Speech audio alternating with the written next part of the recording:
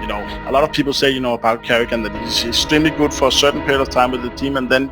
But when he said you were overrated, mate, I almost flipped the fucking desk over. At that moment, I wasn't happy playing. We couldn't improve as a team. And then, you know, the time comes where he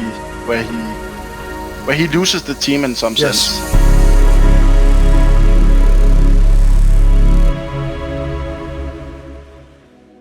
In the 3 months leading up to the Boston Major, Karrigan had led the shiny new Faze clan lineup to 6 grand finals, 4 of which they had won almost effortlessly. All in one position, and Guardian makes it just Nitro to find the flash! And Nico fittingly gets the last kill as Faze dominate New York in 2017 in the Barclays Center all the way through this tournament.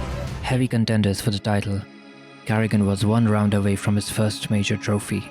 They cannot win this, they've got to run away. They have to run away. They've got all the kills, but they won't win the round. It's match point. What followed was a historical and fateful choke. Sets the push up. Oh, it's happened. They made it work. Cloud9 are your E-League major champions.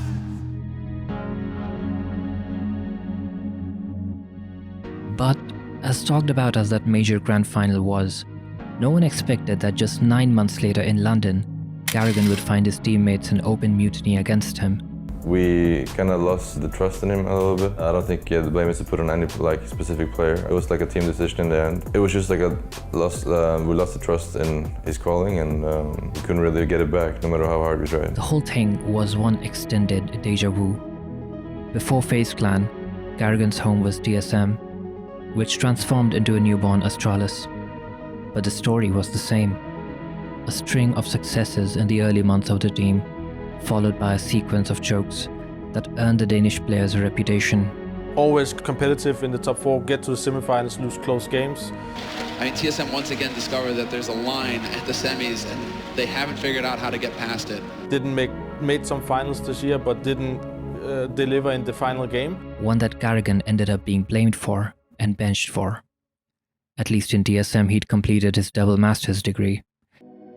At the start of 2019, Karrigan had every reason to give up, to go back to the qualifications he had worked so hard for, to go and enjoy the prize money he had earned over the years.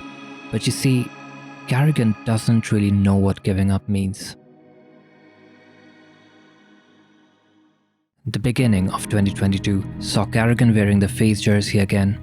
Only Raid and Olaf remained from the team that had once tackled Boston. The moment Nico left Faze for G2, Faze had asked Karrigan to take the helm once more. In the end, we 1 round away from winning the major, so that's something I'm coming back to fix. But that was at the start of 2021. For 1 year, Karrigan tried to manage a crew that was constantly switching members. But this year was going to be different. He just didn't know it yet. Karrigan invited an ex-teammate from Mouse Sports into the Faze clan, and Robs accepted. Along with the North American sensation Twiz, the Latvian Opera Brokey, and the Faze veteran Rain, Karrigan finally had himself a rock-solid team to lead. The only question that remained was, would history repeat itself? Faze 2 frags away!